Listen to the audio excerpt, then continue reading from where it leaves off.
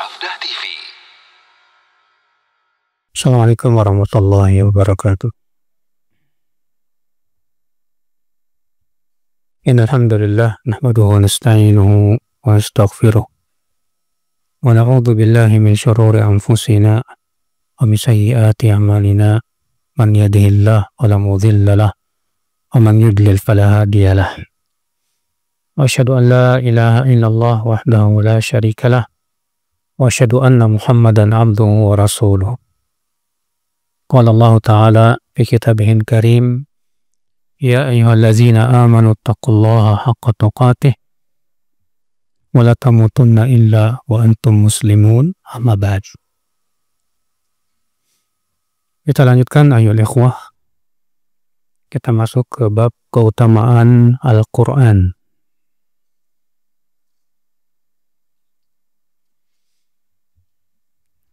Dari Ubay bin Ka'ab, semoga Allah meridainya, dia berkata, suatu ketika aku berada di masjid. Lantas seseorang masuk dan mengerjakan sholat. Dia membaca dengan bacaan yang aku ingkari, karena adanya perbedaan dalam bacaan. Lantas ada orang lain lagi masuk.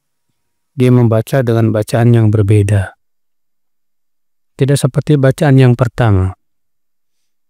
Usai sholat, kami semua masuk menemui Rasulullah Sallallahu Alaihi Wasallam.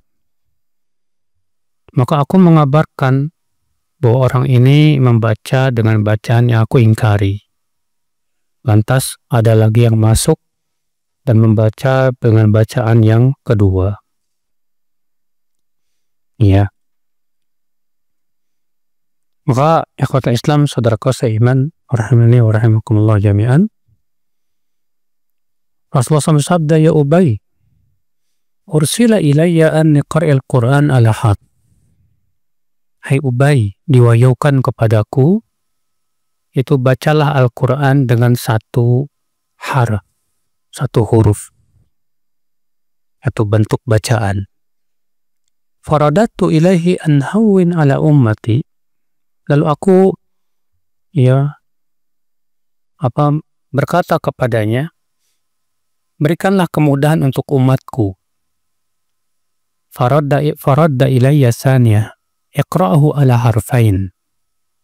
Bacalah Al-Quran dengan dua bentuk bacaan, harf. Lalu aku berkata lagi, mudahkan lagi untuk umatku. Maka kemudian ia berkata, bacalah dengan 7 huruf.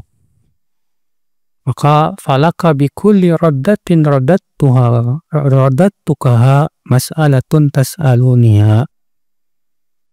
Ya. Dan engkau mendapatkan setiap permohonan yang engkau sampaikan tadi dikabulkan. Faqultu Allahumma ighfir li ummati. Allahumma ighfir li ummati. Lalu aku berkata, ya Allah, ampunilah umatku. Ya Allah, ampunilah umatku. Maaf, mungkin bisa maju dikit. Maju. Biar yang di belakang bisa dapat tempat duduk. Silakan maju.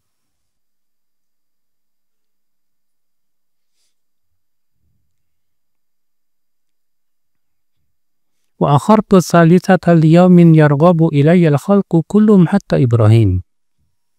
Dan aku akhirkan permintaanku yang ketiga untuk suatu hari yang makhluk semuanya yang mengharapkannya sampai-sampai Nabi Ibrahim. Saudaraku seiman, rahimani wa rahimakumullah jami'an. Al-Quran, keyakinan Ahlussunnah wal Jamaah adalah kalamullah, firman Allah. Ghairu makhluk, bukan makhluk. Ya. Jadi firman Allah bukan makhluk. Mana dalilnya bahwa Al-Quran bukan makhluk, Pak? Banyak dari Al-Quran maupun hadis. Adapun Al-Quran, Allah berfirman, Ar-Rahmanu 'allamal Quran khalaqal insan. Ar-Rahman 'allamal Quran, yang telah mengajarkan Al-Quran. Khalaqal insan, yang telah menciptakan manusia. Lihat Pak, ketika menyebutkan Al-Quran, Allah mengatakan apa? Allah mengajarkan Al-Quran. Ketika menyebutkan manusia, Allah mengatakan apa? Dan menciptakan manusia. Kalau Al-Quran itu makhluk, tentu Allah mengatakan apa? Khalaqal Quran. Allah yang telah menciptakan Al-Quran. Di antara dalilnya juga firman Allah, ala lahul khalq wal amru. Ketahuilah milik Allah lah penciptaan dan perintah. Di sini Allah membedakan antara penciptaan dengan apa? Perintah. Sedangkan Al-Quran masuknya yang mana? Perintah. Dalilnya mana? Itu dalam surat yang lain Allah berfirman, wa kadzalika auhayna ilaika ruham min amrina. Demikianlah kami wahyukan kepada engkau ruh, yaitu Al-Quran, min amrina, dari perintah kami. Berarti Al-Quran masuk dalam amr, bukan dalam khalq. Itu menunjukkan bahwa Al-Quran bukan makhluk. Adakah ada firqah yang namanya Mu'tazilah yang mendewakan akal, mengatakan Al-Quran itu makhluk katanya. Kenapa mereka mengatakan Al-Quran makhluk, Pak? Karena mereka mengingkari sifat berbicara buat Allah. Kata mereka, enggak mungkin Allah punya sifat berbicara. Karena Allah tidak mungkin berbicara, menurut mereka berarti Al-Quran bukan firman Allah. Bukan. Jadi apa dong? Itu makhluk yang Allah ciptakan. Dan ini batil, saudaraku seiman. Ya. Ahlussunnah punya keyakinan Allah disifati berbicara dengan suara yang terdengar. Sebagaimana dalam hadis bahwa pada hari kiamat, ya, Allah Subhanahu wa Ta'ala akan memanggil hamba-hambanya.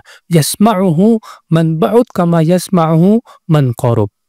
Akan didengar oleh yang jauh seperti didengar oleh yang dekat. Berarti Allah berbicara dengan suara. Saudaraku seiman. Beda dengan kelompok Asy'ariyah lagi, Pak. Asy'ariyah mengatakan Allah berbicara tapi nggak pakai suara. Ya. Dan berbicaranya Allah tidak mengikuti kehendak Allah. Karena memang kaum Asy'ariyah mengingkari sifat-sifat fi'liyah, sifat-sifat perbuatan yang berhubungan dengan kehendak Allah Subhanahu wa Ta'ala. Ini juga tidak benar. Adapun Ahlussunnah punya keyakinan Allah berbicara dengan suara sesuai dengan yang Allah kehendaki. Kapan Allah berbicara, dengan siapa Allah berbicara, dengan apa Allah berbicara, ya terserah Allah Subhanahu wa Ta'ala. Saudaraku seiman, Al-Quran Allah turunkan kepada Rasulullah SAW selama 23 tahun lamanya. Namun terjadi perselisihan para ulama. Apakah Al-Quran itu diturunkan sekaligus, kemudian disimpan di sebuah rumah yang bernama Baitul Izzah? Ataukah memang Al-Quran diturunkan kepada Rasulullah SAW itu sedikit demi sedikit langsung begitu? Pendapat Ibnu Abbas, seorang sahabat Nabi, mengatakan bahwa Al-Quran itu diturunkan sekaligus 30 juz dan disimpan di sebuah tempat namanya Baitul Izzah di langit yang pertama.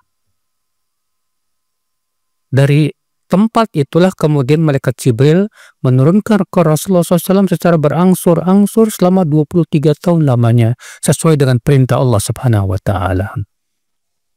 Dan itu ya perkataan Ibnu Abbas. Tentu Ibnu Abbas lebih paham karena beliau sahabat yang telah diajarkan oleh Rasulullah SAW tafsir. Iya, Allahu a'lam. Ikhwata Islam, saudaraku seiman. Dalam hadis ini Rasulullah SAW mengabarkan bahwa Al-Quran itu diturunkan dengan 7 huruf. Apa maksudnya 7 huruf? Para ulama berbeda pendapat, Pak. Apa maksud daripada 7 huruf? Sebagian mengatakan yang dimaksud dengan 7 huruf ya 7 bacaan, tata cara bacaan. Sebagian mengatakan 7 dialek, ya. Permasalahannya nggak ada penjelasannya dari Rasulullah Sallallahu Alaihi Wasallam tentang apa yang dimaksud dengan 7 apa huruf tersebut. Ya. Nah, di zaman Utsman bin Affan, Pak, terjadi perselisihan karena ternyata bacaan Ibnu Mas'ud berbeda dengan bacaan sahabat yang lain. Akhirnya di zaman Utsman bin Affan itu hampir-hampir terjadi pertengkaran dan perselisihan gara-gara perbedaan dalam bacaan tadi, Pak. Akhirnya Abdurrahman bin Auf berkata kepada Utsman bin Affan, "Wahai Amirul Mukminin, adrik hadhil ummah." Segera selesaikan perselisihan ini, hai Amirul Mukminin. Jangan sampai umat ini berpecah belah. Maka kemudian Utsman bin Affan pun memerintahkan agar meminta mushaf Abu Bakar yang disimpan di rumah Hafsah. Yang kemudian diminta mushaf Abu Bakar itu karena kan Al-Quran pertama kali dikumpulkan di zaman siapa, Pak? Di zaman Abu Bakar, bukan di zaman Utsman. Yang pertama kali mengusulkan pengumpulan Al-Quran itu Umar bin Khattab kepada Abu Bakar. Yang tadinya Abu Bakar nggak setuju. Tapi kemudian setelah Umar meyakinkan, ya, akhirnya Abu Bakar setuju. Alasannya Umar melihat banyak para penghafal Quran yang meninggal dunia di medan perang. Kata Umar, kalau semua penghafal Quran meninggal dunia, bagaimana kita akan tahu Al-Quran? Akhirnya Abu Bakar pun membuat sebuah kepanitiaan yang dipimpin oleh Zaid bin Thabit. Yang kemudian mereka mencari, ya, Al-Quran pada tulisan-tulisan dada-dada manusia, hafalan dan yang lainnya, kemudian dikumpulkan menjadi satu mushaf, yaitu mushaf Abu Bakar tersebut.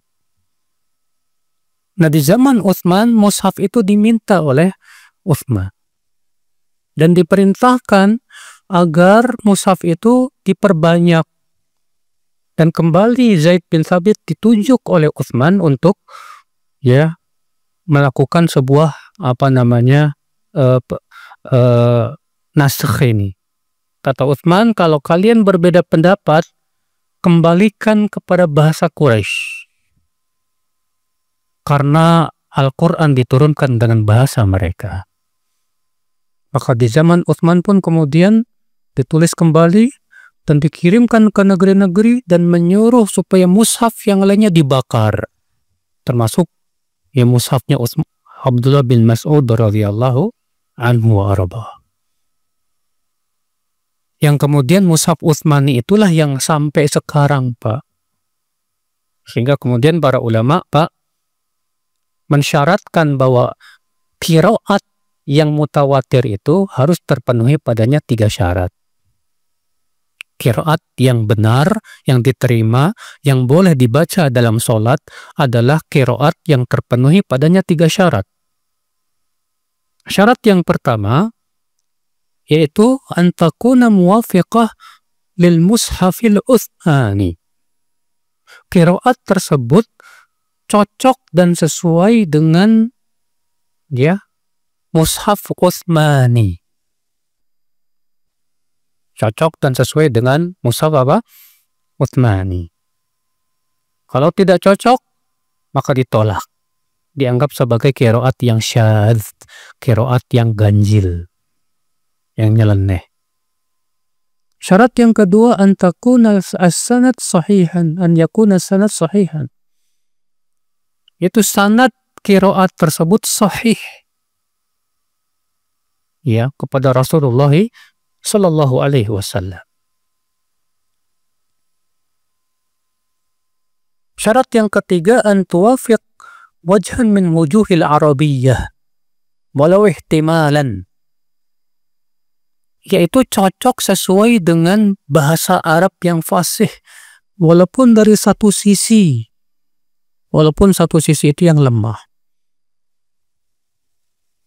Sebagian Imam Ibnul Jazari, ya, demikian.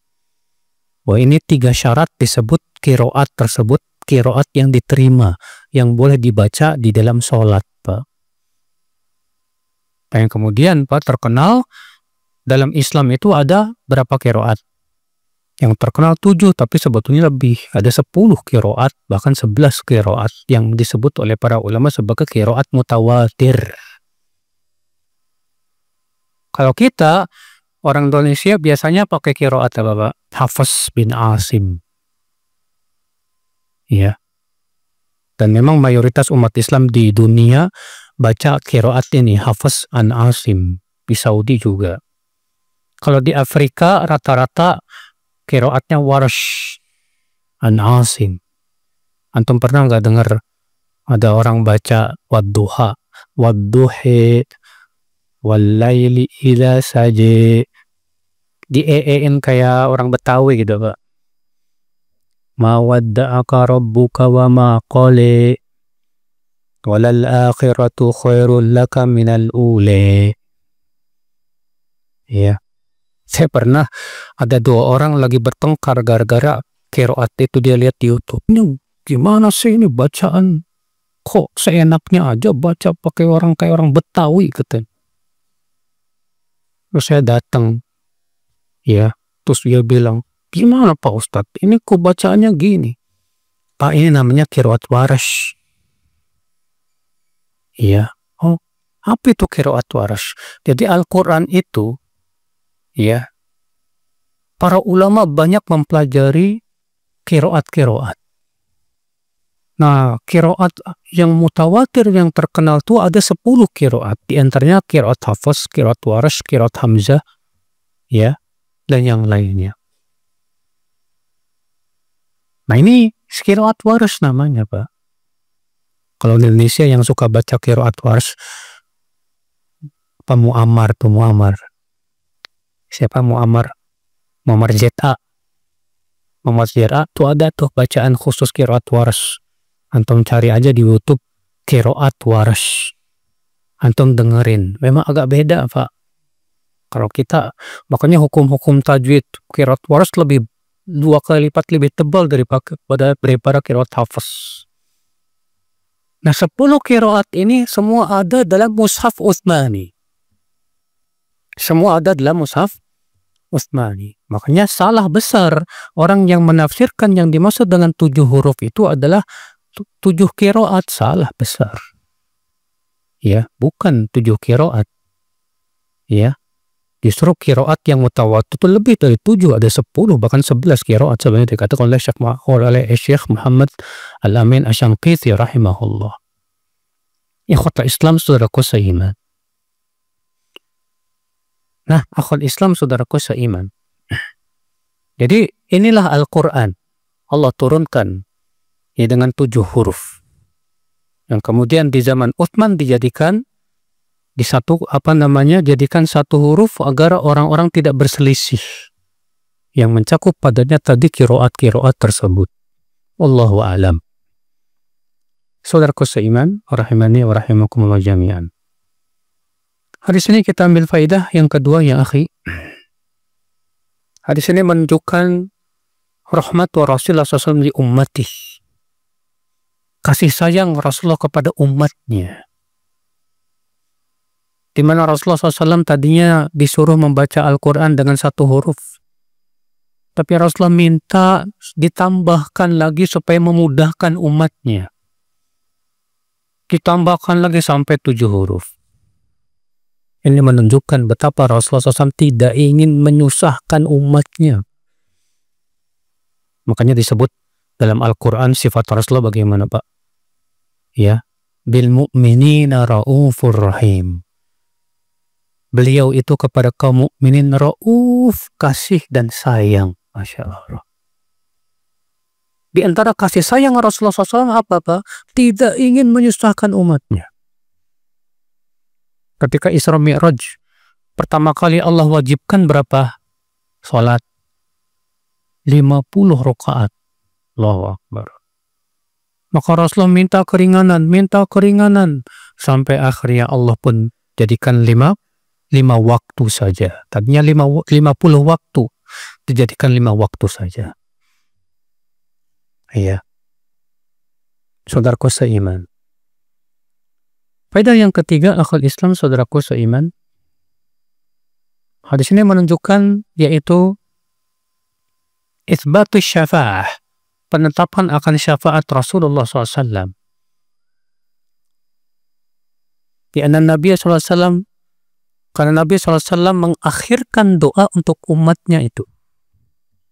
Para nabi semuanya sudah mendoakan umatnya di dunia, Pak. Nabi Nuh mendoakan supaya umatnya dibinasakan semuanya. Dan semua nabi dan rasul mereka menjadikan doa mereka untuk umatnya di dunia, sedangkan Rasulullah tidak. Rasulullah SAW akhirkan doanya untuk umatnya nanti di akhirat berbentuk syafaat. Iya. Syafaat buat siapa? Buat syafaat yang pertama buat orang yang sudah masuk surga supaya diangkat derajatnya dalam surga. Syafaat yang kedua buat mereka yang sudah diputuskan masuk neraka supaya tidak masuk ke dalam api neraka. Syafaat yang ketiga bagi mereka yang telah masuk neraka supaya dikeluarkan dari api neraka. Syafaat yang keempat bagi mereka yang kebaikan dan keburukannya seimbang supaya dimaafkan dan dimasukkan ke dalam surga Allah Subhanahu wa taala. Syafaat yang selanjutnya syafaat Rasulullah untuk penduduk agar penduduk surga masuk ke dalam surga, karena pintu surga tidak akan dibuka kecuali kalau Rasulullah SAW yang minta. Ya. Rasulullah SAW sabda, "Ati babal jannah." Aku mendatangi pintu surga. Fa'astaftih. Lalu aku minta dibukakan. Ya. Faqila li, lalu malaikat penjaga pintu berkata, "Man anta? Kamu siapa?" "Ana Muhammad." Aku Muhammad. Ya. Lalu penjaga pintu surga berkata, "Bika umirtu alla aftah li ahadin qablak." Aku diperintahkan untuk tidak membuka pintu surga untuk siapapun kecuali jika engkau yang minta. Maka kemudian Rasulullah minta dibukakan. Masuklah penduduk surga yang pertama kali masuk. Siapa itu? Yaitu kaum fakir miskin dari kalangan muhajirin. Lalu mereka tidur siang selama 40 tahun di situ, menunggu sebelum yang lainnya masuk. Ya khotbah Islam, saudaraku seiman. Di antara syafaat Rasulullah SAW yaitu syafaat untuk pamannya Abu Talib yang meninggal dalam keadaan kafir, agar diringankan siksanya. Kata Rasulullah, "Laula ana lakana fid darkil asfili minan nar." Kalau bukan karena aku, dia akan berada di keraknya api neraka. Iya. Tapi dengan syafaat Rasulullah SAW, Abu Talib pun kemudian diangkat, Pak, di permukaan api neraka, diberikan sendal dari api neraka yang membuat otaknya mendidih. Na'udzubillah. Nasallallahu salamata wal afiyah. Sepertinya bisa maju lagi nggak, Pak? Tuh kasihan yang di luar, tapi dia nggak bisa masuk. Silakan maju lagi, Pak. Ibu-ibu juga mungkin kalau hal yang di luar bisa masuk.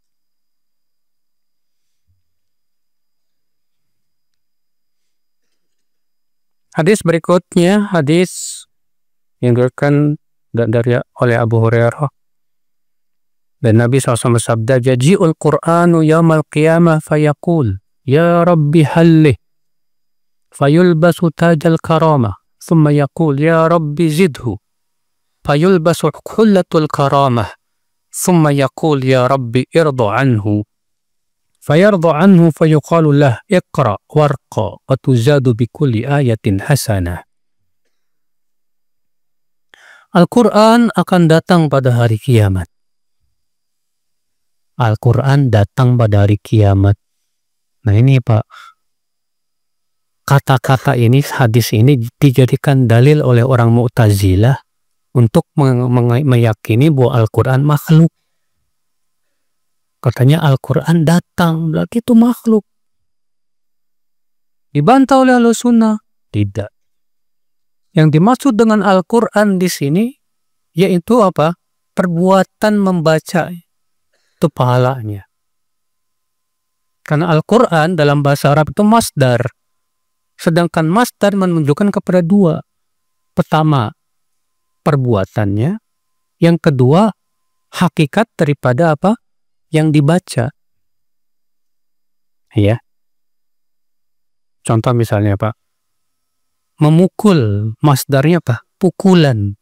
Pukulan itu menunjukkan kepada apa? Perbuatan memukul. Ya.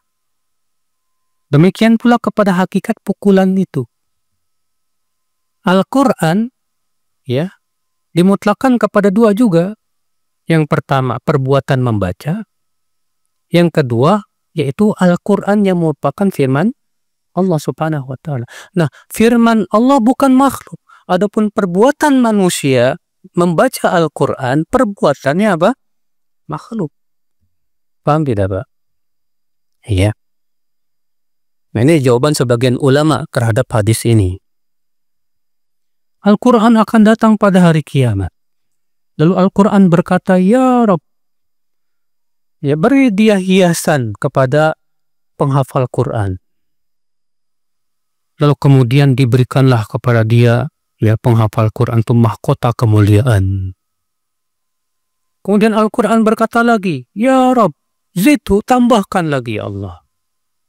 Kemudian ditambahkan lagi mahkota kemuliaan. Kemudian Al-Quran berkata ya lagi, Ya Rabb, hendaklah engkau ridho kepada orang ini.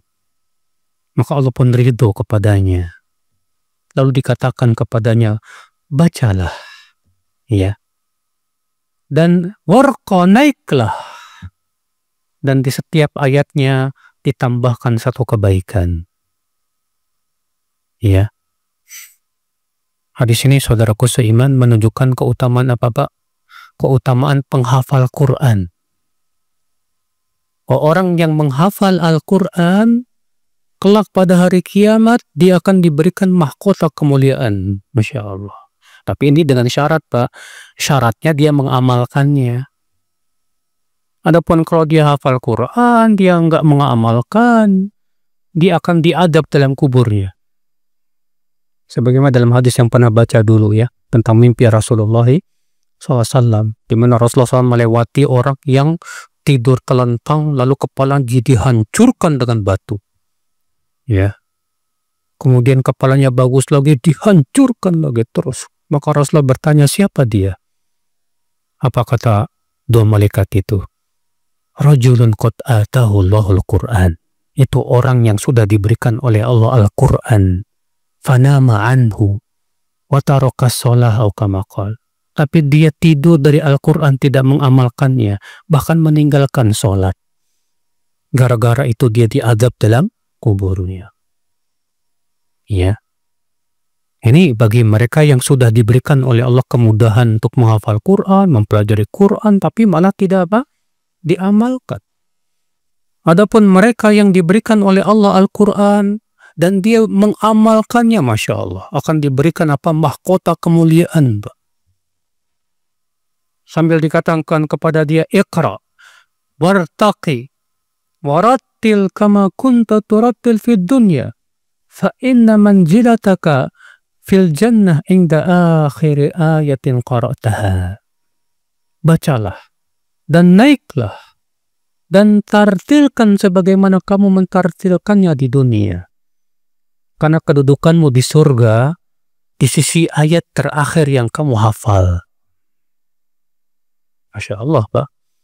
Ini keistimewaan orang yang menghafal apa? Al-Quran. Makanya jangan sampai Pak, hati kita kosong dari hafalan Quran. Kan disebutkan dalam hadis, hati yang kosong dari Al-Quran itu kal baitil kharib, seperti rumah yang kosong. Rumah yang apa? Kosong lompong, nggak ada penghuninya. Berarti hati yang ada padanya hafalan Quran, Masya Allah. Para ulama ketika menafsirkan firman Allah, nurun ala nur. Cahaya di atas cahaya, maksudnya apa? Ay nurul Quran ala nuril iman. Cahaya Al-Quran di atas cahaya iman. Artinya apa? Hati orang yang beriman itu bercahaya dengan keimanannya.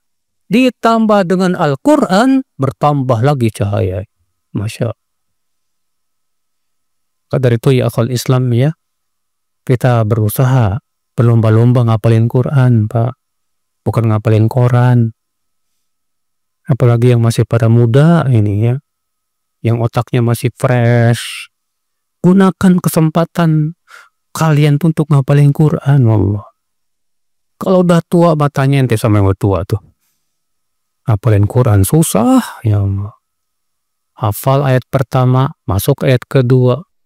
Ayat kedua hafal, ayat pertama lupa.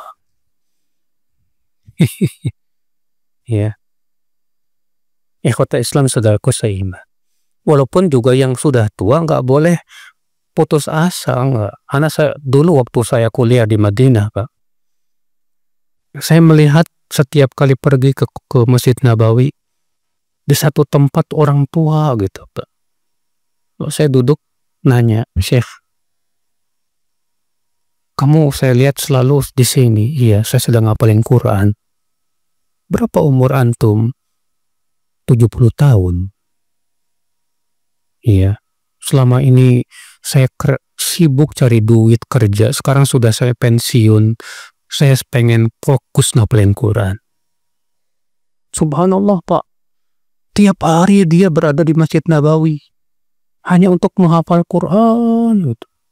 Dan subhanallah, setelah 2 tahun hafal 30 juz. Hafal 30 juz. Padahal umurnya sudah 70 tahun. Jadi sebetulnya masalah kemampuan untuk menghafal itu masih, atau orang tua masih bisa sebetulnya, Pak. Asal tadi satu, fokus. Dan ada kesungguhan. Ya. Kalau kita tidak fokus, pikiran kemana-mana. Mikirin kerjaan, mikirin cari nafkah, mikirin ini dan itu, saya jamin gak bakalan bisa deh ngapalin Quran. Bener. Ya. Kalau memang kita nggak bisa juga, ya udah Pak, semampunya aja deh. Yang penting walaupun sedikit, yang penting mungkin. Yang penting apa? Apa mungkin itu, Pak? Mungkin artinya hafalan kita tuh, Pak. Dan untuk memungkinkan hafalan tuh harus sering diulang. Ya. Ada seorang murid dari Shankit. Dia berkata, saya di bulan Ramadan, dia penghafal Quran. Saya di bulan Ramadan murojaah hafalan Quran sampai 40 kali khotam. 40 kali khotam. Satu harinya 20 juz. Subhanallah. Dan saya merasa setelah saya memurojaah sampai 40 kali itu, hafalan saya semakin kokoh. Masya Allah. Cuma ya itulah Pak, kita ini yang sudah pada hafal Quran, permasalahannya malas murojaah itu. Iya. Padahal kata Rasulullah SAW, ya, bahwa hafalan Quran itu kalau tidak dipelihara sungguh-sungguh, bagaikan apa? Ibil fi ukliha, seperti unta yang diikat. Kalau enggak jaga terus, lepas itu, Pak. Ya. Saudaraku seiman. Maka antum-antum yang sudah lumayanlah ada hafalan Quran, jangan disia-siakan. Sering-sering di murojaah. Saat antum nyetir mobil, udah murojaah Quran. Saat antum lagi kosong, daripada ngeliatin HP nggak ada manfaatnya, udah murojaah Al-Quran. Iya. Mulai masalahnya hafalan Quran kita itu menentukan juga apa? Derajat kita di surga masalahnya, Pak. Semakin banyak hafalan Quran, semakin tinggi derajatnya di dalam apa? surga Allah subhanahu wa ta'ala. Subhanallah. Hadis selanjutnya dari Fadalah bin Ubaid ya dan Tamim ad-Dari bahwa Nabi SAW bersabda, "Man qara'a 10 ayatin fi lailah kutiba lahu qintar wal qintaru khairun minad dunya wa ma fiha. Fa idza kana yaumul qiyamah yaqulu rabbuka azza wa jalla iqra warqa li kulli ayatin darajah hatta yantahiya ila akhir ayatin ma'ah. Yaqulu rabbuka lil 'abdi iqbid fayaqulu al 'abdu bi yadihi ya rab anta a'lam fayaqulu bi hadhihi al khuld wa bi hadhihi an na'im." Siapa yang membaca 10 ayat di waktu malam, ditulis untuknya pahala sebanyak 1 qintar. Ya, dan 1 qintar itu pahala lebih baik daripada dunia dan seisinya. Pada hari kiamat, Rabbmu akan berfirman ya kepada pembaca Al-Quran tuh yang suka baca Al-Quran walaupun cuma 10 ayat di waktu malam, bacalah dan naiklah 1 tingkat untuk setiap 1 bacaan ayat Al-Quran. Ya. Maka kemudian Allah berfirman, genggamlah. Si hamba berkata dengan tangannya, wahai Rabb, engkau yang lebih tahu. Allah berfirman, dengan kekekalan ini, dengan kenikmatan ini, yaitu surga Allah subhanahu wa ta'ala. Iya. Saudaraku seiman, rahimani wa rahimakumullah jami'an. Hadis ini menunjukkan, Pak, anjuran kita jangan sampai hari-hari kita kosong dari baca Quran, Pak. Rasulullah menganjurkan supaya kita baca Quran setiap malam, walaupun cuma 10 ayat. Dalam hadis disebutkan, man qara'a 10 ayat fi lailah kutiba minal qanitin. Wa man qara'a 100 ayah lam yuktab minal ghafilin. Ya. Wa man qara'a 1000 ayah kutiba lahu qintaran muqantarah. Man qara'a 10 ayat lam yuktab minal ghafilin. Siapa yang membaca 10 ayat, dia tidak akan ditulis sebagai orang lalai. Dan siapa yang membaca 100 ayat dalam semalam, maka ditulis sebagai orang yang qanit, orang yang tunduk dan patuh. Dan siapa yang membaca 1000 ayat akan diberikan oleh Allah pahala yang melimpah banyak. Masya Allah. Kayaknya ke 1000 kebanyakan ya Pak ya. Ya setidaknya 100 lah Pak. Ya. 100 ayat tuh nggak banyak kok. Antum baca Amma Yatasa'alun sama apa itu? Amma Yatasa'alun wa Nazi'at Abasa udah lebih dari 100 itu Pak. Amma Yatasa'alun 40. Wa Nazi'at ada 47. Ya Abasa wa Ta'ala 42. Berapa itu? Lumayan kan? Ya. Masa cuma baca segitu nggak bisa? Bisa lah, ya. 100 ayat bayangkan. Bahkan dalam satu riwayat yang lain yang riwayat Ahmad dan disasankan oleh Syekh Albani, siapa yang membaca 100 ayat dalam semalam, faka'annama qama laila kullah. Siapa yang membaca 100 ayat dalam semalam, seakan-akan ia sholat semalam suntuk. 100 ayat. Saudaraku seiman rahimani wa rahimakumullah jami'an. Maka jadikan Pak Al-Quran itu Pak sebagai hiasan bibir kita Pak. Dijamin Pak, orang yang suka baca Quran itu insya Allah lisannya dipelihara oleh Allah Pak. Orang yang selalu sibuk dengan zikir dan baca Quran, insya Allah gak suka ngerumpi itu. Gak suka gibah. Biiznillah. Saudaraku seiman rahimani wa rahimakumullah jami'an. Apalagi kalau antum bisa mengkhatam Quran setiap bulan, wah Masya Allah. Rasulullah sangat menganjurkan umatnya Pak mengkhatam Quran setiap bulan. Rasulullah bersabda kepada Abdullah bin Amr bin Al-As, ikhtamil Quran fi kulli syahr. Khatamkan Quran setiap bulan, kata Rasulullah SAW. Kalau bisa setiap bulan kita khatam, Masya Allah. Sebetulnya sih kalau kita pikir-pikir mudah sih Pak. Coba deh, antum habis subuh baca 2 lembar, habis duhur baca 2 lembar, habis asar baca 2 lembar, habis maghrib 2 lembar, habis isya 2 lembar, 1 juz. Kan orang Indonesia senang nyicil. Cicil aja tiap sholat. Habis sholat, habis zikir, baca Quran 2 lembar. 5 waktu itu 2 lembar, 2 lembar, 2 lembar, 1 juz 1 hari. Alhamdulillah. 2 lembar nggak lama kok Pak. Ya. Kalau antum berat 1 juz langsung, waduh berat nih Ustadz, ya udah setiap sholat 2 lembar deh. Pengen 2 lembar nggak sampai 10 menit Pak. Selesai 2 lembar, alhamdulillah. Antum mau ngapain kayak kemana terserah. Cuma masalahnya tadi Pak, pertama kita kehilangan semangat. Yang kedua, kita dicabut oleh Allah rasa asyik baca Qur'annya. Kenapa? Karena ternyata HP lebih asyik di hati kita. Iya nggak Pak? Kalau baca Quran 2 lembar aja kayak lama banget kan ya Pak ya? Tapi kalau nonton drakor 1 jam gak kerasa ya Pak ya? Nonton pas sepak bola, asyik banget sampai ya 60 menit lebih gak kerasa. Ya. Itulah musibahnya kita di zaman sekarang Pak.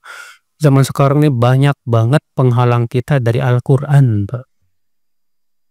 Khalid bin Walid, kesibukan beliau berjihad, sampai beliau tidak sempat baca Quran. Ketika melihat Al-Quran dipeluknya dan berkata, kata Khalid, ya, sungguh aku telah disibukkan dengan jihad dari membaca engkau. Sementara kita ngomongnya apa? Disibukkan sama HP dari baca Quran. Tuh kan, kayak gimana gitu Pak. Ya, makanya dari itulah ya kalau Islam usahakan. Kalau bisa, kalau nggak bisa 1 hari 1 juz ya udah nggak apa-apa, setengah juz deh 5 lembar. Setelah sholat 1 lembar, 1 lembar, 1 lembar. Wallahi Pak, Bapak akan merasakan nanti ya pengaruhnya di dalam hati dan untuk akhirat kita. Wallah. Iya. Coba deh, Bapak kalau lagi pusing, lagi galau, lagi apa namanya nggak tenang hati, baca Quran Pak. Makanya di antara doa Rasulullah SAW Bapak, anta ja'alal Qur'ana rabi'a qalbi wa nura sadri wa jala'a huzni wa dhahaba ham. Ya Allah, jadikan Al-Quran rabi'a qalbi. Apa itu rabi'? Air yang menyejukkan hatiku. Ya. Wa nura sadri, jadikan Al-Quran sebagai cahaya di dadaku. Wa jala'a huzni, sebagai penghilang kesedihanku. Wa dhahaba hammi, dan sebagai pengusir kegalauanku, kegundahanku. Rasulullah aja minta supaya Al-Quran tuh jadi itu Pak. Saat sedih kita baca Quran. Saat kita galau baca Quran. Ya, nah kita masalahnya pas sedih bukan baca Quran, malah ngapain Pak? Bahkan terkadang ya dengerin dangdutan. Lah, dangdutan penyakit Mas, bukan penyembuh hati itu. Itu hanya akan menambah penyakit hati. Musik dan nyanyian tuh malah menambah penyakit hati. Wallahi ya khalislah. Ya, saudaraku seiman, rahimani wa rahimakumullah jami'an. Kita masuk ke ihwal keutamaan mengaitkan nasab kepada Islam. Dari Ubay bin Ka'ab, dia mengatakan 2 orang saling membanggakan nasab masing-masing pada masa Rasulullah SAW. Salah satunya berkata, aku Fulan bin Fulan, kamu siapa? Wahai orang yang tak punya ibu. Kemudian beliau bersabda, intasaba rajulani ala ahdi Musa. Dahulu di zaman Nabi Musa ada 2 orang yang berbangga-bangga dengan nasab keturunan. Faqala ahaduhuma ana fulan bin fulan hatta adda tis'ah. Yang satu berkata, aku fulan bin fulan bin fulan bin fulan sampai 9 keturunan. Faman anta la ummalak. Siapa kamu? La ummalak. Kata-kata la ummalak itu biasa bahasa Arab untuk mengejek, Pak. Yes. Qala ana fulan bin fulan ibnul Islam. Aku fulan bin Islam. Artinya dia tidak membanggakan apa? Keturunan, ya nasabnya tidak. Dia hanya mengatakan saya Muslim. Maka Allah pun memberikan wahyu kepada Nabi Musa alaihissalatu wassalam. Inna hadainin muntasibain. 2 orang tersebut sedang menyebutkan nasabnya. Amma anta ayyuhal muntami awil muntasib ila tis'atin finnar fa anta ashiruhum. Adapun kamu, wahai yang menisbatkan diri kepada 9 itu ternyata bukan orang Islam, orang kafir semuanya. Dan kamu yang ke-10 masuk neraka. Wa amma anta ya hadal muntasib ila 2 fil jannah. Adapun kamu yang menisbatkan diri kepada 2 orang yang ternyata dua-duanya orang Islam. Ya, maka keduanya masuk surga dan kamu yang ketiga di surga. Ikhwatal Islam, saudaraku seiman, rahimani wa rahimakum jami'an. Hadis ini akhi kita ambil faidah, Pak. Faidah yang pertama yaitu hurmatu at-tafakhur bil ansab. Haramnya berbangga-bangga dengan nasab. Ya, nggak boleh kita berbangga-bangga dengan nasab itu. Walaupun memang Pak, kita kaum muslimin wajib punya keyakinan bahwa keturunan Rasulullah mereka lah orang-orang yang paling mulia di kalangan kaum muslimin. Bangsa Arab, mereka itu adalah bangsa yang paling mulia di antara seluruh manusia. Kenapa? Karena bangsa Arab keturunan para nabi. Ya, keturunan Nabi Ibrahim. Banu Israel keturunan siapa? Nabi Yusuf, Nabi Yakub alaihissalatu wassalam.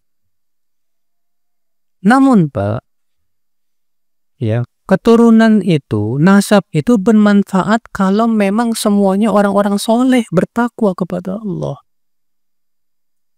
Adapun kalau ternyata ya bukan orang soleh, bukan pula orang Islam, buat apa kita banggakan? Kalaupun itu orang-orang soleh, tetap kita tidak boleh berbangga-bangga dengan nasab-nasab. Percuma kamu mengaku saya keturunan Nabi. Kalau ternyata amalan kamu nggak sesuai dengan amalan Rasulullah SAW. Zaman sekarang kan kayak habaib itu Pak ya. Bangga banget kalau mereka itu merasa dirinya siapa? Keturunan Rasul Sallallahu Alaihi Wasallam. Ya. Dan kemudian ada salah seorang kiai di Banten tuh, Kiai Imad, menyerang dan mengatakan bahwa nasab mereka terputus. Bahwa sebetulnya mereka bukan nasab, bukan keturunan Rasulullah Sallallahu Alaihi Wasallam. Ya. Kalau kita yang mengagungkan Allah dan Rasulnya Pak, kalau kita sih Pak dalam beragama tidak pernah melihat ente anak Rasul apa keturunan Rasul apa bukan. Yang kita lihat itu ente sesuai nggak dengan Al-Quran dan Sunnah, sesuai dengan pemahaman para salaful ummah nggak, itu aja udah. Kalaupun misalnya kamu benar keturunan Rasul tapi perbuatan kamu, akidah kamu, ibadah kamu tidak sesuai dengan Rasulullah SAW, maaf saja. Kita tidak bisa menghormati Anda, saudaraku. Memang betul Rasulullah memerintahkan kita untuk apa? Memperhatikan siapa? Keluarga Rasulullah SAW. Kata Rasulullah SAW apa? Alaikum bi'itrati. Hendaklah kalian betul-betul memuliakan keturunan apa? Keluargaku, kata Rasulullah SAW. Naam, kalau memang Anda keturunan Rasul dan Anda bertakwa kepada Allah mengikuti sunnah, maka kita sangat menghormati Anda. Kita akan muliakan Anda. Iya. Tapi ketika Anda membawa kesyirikan, membawa bid'ahan, membawa khurafat, ya, tahayul, bid'ah dan yang lainnya. Ya subhanallah. La abadan. Agama ini bukan milik keturunan Rasul. Agama ini bukan milik keturunan Rasul sallallahu alaihi wasallam. Agama ini Allah berikan kepada siapa yang Allah kehendaki. Ya. Maka dari itulah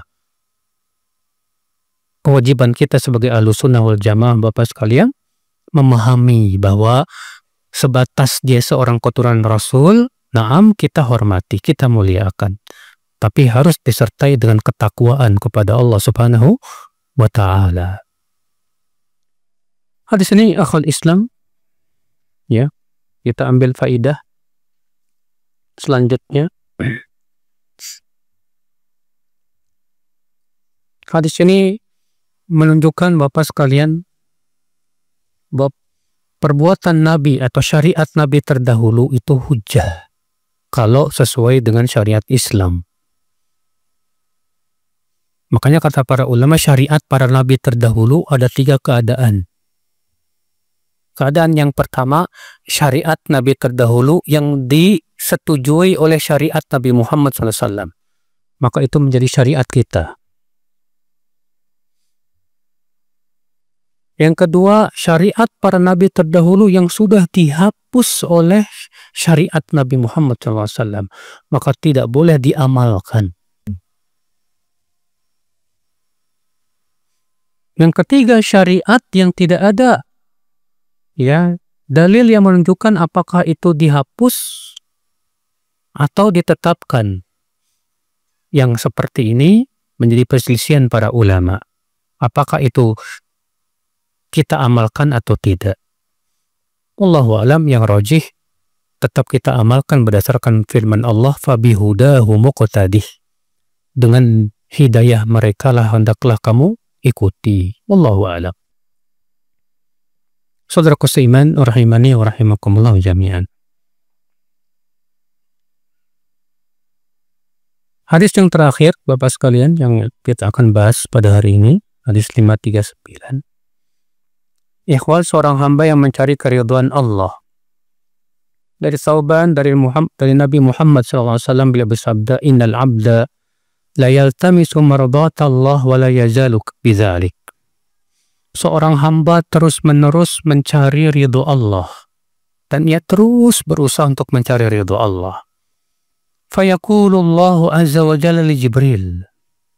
Maka Allah berfirman kepada malaikat Jibril, inna fulanan abdi yaltamisu an yurdiyani, ala wa inna rahmati alaih. Sesungguhnya si fulan hambaku itu selalu mencari ridhoku. Ketahuilah sesungguhnya rahmatku untuk dia. Fayaqulu Jibril. Maka Jibril berkata, rahmatullahi ala fulan. Rahmat Allah atas si fulan. Wa yaquluha hamlatul arash. Dan malaikat pemikul aras pun mengatakan yang sama. Rahmat Allah atas si fulan. Wa yaquluha man hawlahum. Dan malaikat-malaikat yang ada sekitar aras pun mengucapkan yang sama. Rahmat Allah atas si fulan. Hatta yaqulaha ahlus samawati sab'. Sampai-sampai malaikat-malaikat yang ada di langit yang 7 tersebut pun mengucapkan yang sama. Summa tahbitu lahu ilal ard. Kemudian rahmat Allah pun turun ke bumi untuk si fulan itu. Subhanallah. Hadis ini ya akhi menunjukkan perintah dan anjuran agar kita selalu mencari ridho Allah, Pak. Gimana caranya mencari ridho Allah, Pak? Yaitu setiap perbuatan yang kita hendak lakukan, tanya, yang saya melakukan ini diridhoi Allah apa enggak? Dari mana kita tahu itu diridhoi oleh Allah atau tidak, Pak? Yaitu ada enggak tuntunannya di Rasulullah SAW. Ketika kita mau buka HP, tanya, saya mau buka HP ngapain? Oh, mau buka YouTube, mau nonton apa? Enggak, cuma iseng-iseng doang. Iseng-iseng kayak gitu diridhoi Allah apa enggak? Ya enggak sih, ya udah tinggalin. Ya, antum yang seneng nonton ya, misalnya lagi Piala Dunia ini ya, pas mau nonton tanya sama antum, nonton bola itu diridhoi Allah apa enggak? Ya, menurut antum kira-kira nonton bola diridhoi Allah mau enggak, Pak? Hah, kok pada ketawa? Nonton bola diridhoi Allah enggak? Kalau antum mengatakan ya enggak sih Ustadz, ya udah tinggalin, ngapain? Ya, kalau itu enggak diridhai oleh Allah, udah tinggalin deh Pak, tinggalin. Ya, itu tanda kalau antum selalu mencari ridho, selalu introspeksi setiap kali dia mau melakukan sesuatu. Adapun kalau kita mau melakukan sesuatu hanya ngikutin apa? Syahwat kita aja yang kita sukai. Bodoh amat Allah ridho, nggak ridho bodoh amat. Nah, berarti kita memang bukan hamba yang mencari ridho Allah. Apalagi naudzubillah kalau kita ternyata hanya mencari ridho manusia. Biasanya para kreator konten tuh nyarinya kok ridho manusia, Pak. Cara bikin konten yang disukai orang, biar dapat follower banyak, biar dapat followers gede. Kholas Pak, yang kayak ginian biasanya jauh dari mencari ridho Allah. Karena tujuan utamanya dia adalah mencari ridho manusia. Ya, seorang ustadz untuk mencari ridho Allah berat Pak. Karena dia harus menyampaikan hak walaupun tidak disukai oleh manusia. Dia harus menjelaskan syirik ya syirik, bid'ah dan yang lainnya. Konsekuensinya dimusuhi orang. Tapi ketika dia lebih mencari ridho Allah, dia nggak peduli dengan cecaan manusia. Ustadz yang kayak ginian jarang Pak. Makanya jarang ustadz-ustadz yang menjelaskan tentang ini syirik, ini bid'ah, ini sunnah, ini itu jelas itu jarang karena takut dimusuhi orang. Ya, kalau mau aman sih ya bicaranya masalah akhlak. Ya kalau masalah akhlak insya Allah semua ridho sama antum. Ya, followernya pasti banyak, bismillah. Tapi kalau antum bicara ini syirik, ini tauhid, ini bid'ah, ini sunnah, kelas wahabin teh. Ya. Tapi ya akhi, mencari ridho Allah itu nggak penting ya kalau Islam saudaraku seimbang. Ya. Antum bukan penceramah, cari ridho Allah dalam perbuatan-perbuatan. Ya. Semua aktivitas, ibu-ibu mau pakai baju, sebelum pakai baju tanya dulu baju yang mau saya pakai diridhoi Allah apa enggak tuh. Atau kadang banyak akhwat tujuan pakai baju hanya ya tujuannya ada apa namanya dikotori oleh syahwat. Saya pakai baju syar'i tapi gimana ya? Syar'i tapi tetap terlihat cantik. Nah, itu masalahnya Pak. Syar'i tapi pengen tetap terlihat cantik nih. Kata-kata pengen terlihat cantiknya ini yang syahwat nih Pak. Ya. Akhirnya apa? Bajunya sih bagus, hitam dan yang lainnya. Tapi apa? Tipis. Ngejiplak. Gimana? Apakah itu sesuai syar'i? Tidak sama sekali. Maka di sini Bapak dan Ibu sekalian, wallahi kita berusaha untuk mencari ridho Allah. Ridho Allah segala-galanya Pak. Ridho manusia semua ridho. Tapi kalau Allah tidak ridho, percuma kita masuk neraka Pak. Iya. Makanya disebutkan dalam hadis, man ardallah bisakhatin nas, kafallahu mu'natan nas. Siapa yang meridhokan Allah walaupun manusia marah, Allah akan cukupi ia dari manusia. Wa man ardhan nas bisakhatillah, dan siapa yang mencari ridho manusia tapi Allah murka, waqalahu Allahu ilan nas, Allah akan serahkan ia kepada manusia dan Allah tidak mau bantu dia. Allah tidak peduli sama hamba seperti itu. Nasallallahu salamata wal afiyah. Semoga kita termasuk orang-orang yang selalu mencari ridho Allah subhanahu wa ta'ala. Amin ya rabbal alamin. Wallahu alam. Demikian, subhanakallah bihamdik. Asyhadu an la ilaha illa anta astaghfiruka wa atubu ilaik. Wassalamualaikum warahmatullahi wabarakatuh.